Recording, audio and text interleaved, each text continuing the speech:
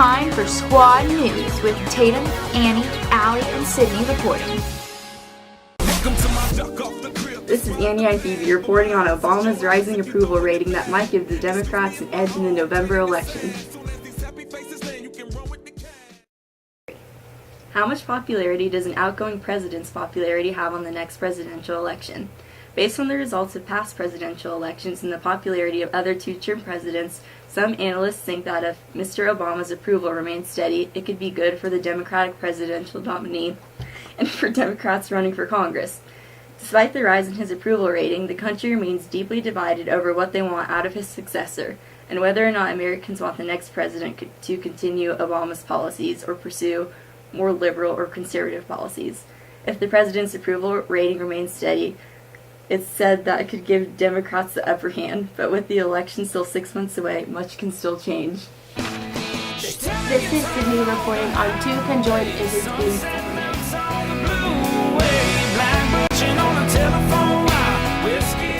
Two 11-month-old conjoined twins and a triplet set were separated April 12, 2016 at the Driscoll Children's Hospital in Texas. Scarlett and Hamina were conjoined from the waist down. They shared important organs such as a bladder and colon. The surgery was a 15-hour procedure and they will need other surgeries in the future. The third triplet, Catalina, has no serious health issues. Listen up, y'all, 'cause this is Allie reporting on how country music has uneven response to anti-gay laws. Several country music artists and songwriters have condemned proposed laws that critics say discriminate against LGBT people. But record labels and production companies in Nashville, Tennessee have had no reaction. Bruce Springsteen and Bryan Adams have canceled shows in states like North Carolina and Mississippi who have created new laws. Numerous artists which ties to Nashville have denounced the proposals here, which would ban transgender people from using restrooms and don't conform to their sex at birth and would allow counselors to refuse services to LGBT people on religious grounds. This is Tatum reporting on my trip to Scott Air Force Base.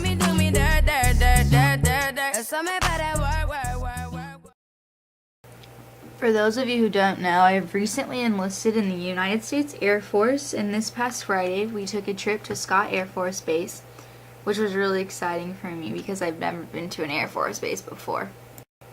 I think what surprised me the most is that it felt like you were walking onto a college campus more than it did a military base, which was pretty cool to see how small but large a community like that can be.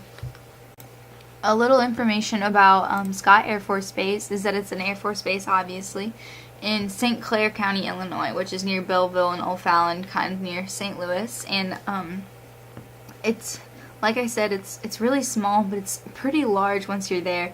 And it's crazy to think that employs over 13,000 people, 5,100 of those people being civilians, and then 5,500 active duty Air Force members. And also a couple 2,000 of the Guard and Reserve personnel as well. Our short itinerary made for an extremely long day, but it was well worth it. My day began with the airmen from the Civil Engineer Squadron Explosive Ordnance Disposal Department, really long word, I'm sorry, explaining IEDs, which are improvised explosive devices, and how they would deal with those situations. We went to different stations, learning about different explosive weapons, the protective gear for finding them, and the different parts of an explosive. There was also a station for robotics, but I didn't get to make it to that station. It was extremely interesting learning about this section of the military, as I was never interested in it before. They had a gym in their building, which makes me wonder what exactly they do whenever there are no explosives to dispose of in, Illinois. After the EOD department, we made our way to a few buildings that were surrounded by trucks and tractors. We got to tour their construction building, which looked like a giant version of the ag building if you ask me, and some recruits were able to use the welding equipment. We then learned about HVAC, which is the Heating, Ventilation, and Air Conditioning Squadron, and a few of the airmen explained how much they love it. It sounds like a weird job in the military, but they said anyone can do it if they like to solve problems. We also learned from a few plumbers, but all of the tall people stood in front of me, so I couldn't hear about that one. After that, it was then time for lunch, and I made my way to the commissary, which is the military version of a grocery store.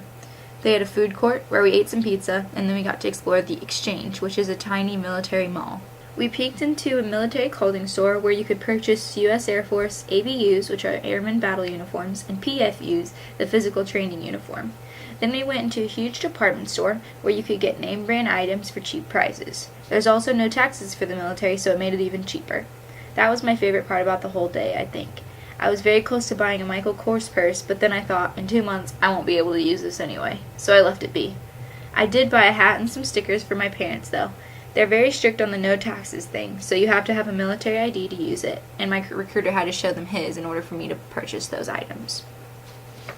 After the commissary, I went to the 375th Security Forces Squadron, Military Working Dogs Unit, or as we call it, the K-9 Unit. There, they explained military working dogs and how they train them. We got to walk through the stinky kennels, but weren't allowed to touch the dogs because they were trained to bite. The dogs there are trained on various tasks depending on if they are a bomb dog or a drug dog. They are also trained to attack fleeing suspects. We got to watch a few drills they do, and they mostly consist of a man in a huge bite suit. The bite suit helps protect handlers and trainers while training the dogs on controlled aggression. Controlled aggression, or biting the bad guy, has the handler use the canine as intimidation, and if the suspect runs, the handler releases the canine to try to stop them.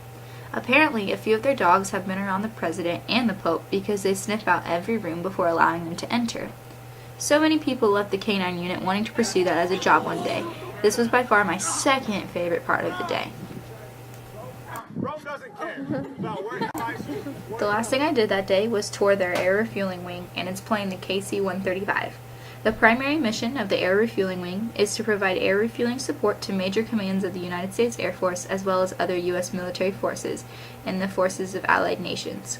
We got to meet 2 enlisted pilots who explained what it takes to get their job, which was a very high ASVAB score, and then they showed us their jobs as boom operators. Boom operators on an Air Force KC-135 have the ability to pump thousands of pounds of fuel to any capable aircraft, thousands of feet above the ground, flying at 200 knots, all while only 47 feet from colliding into each other.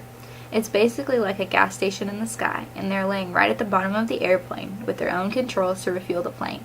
It was very cool, but definitely claustrophobic. And that was the end of my day at Scott Air Force Base. We took a lot of great photos, especially group ones, but they couldn't be sent properly, so I was not able to place them in this video. Once I'm able to fetch them, I will show anyone who is interested. This trip has definitely made me 10 times more excited for my journey with the U.S. Air Force.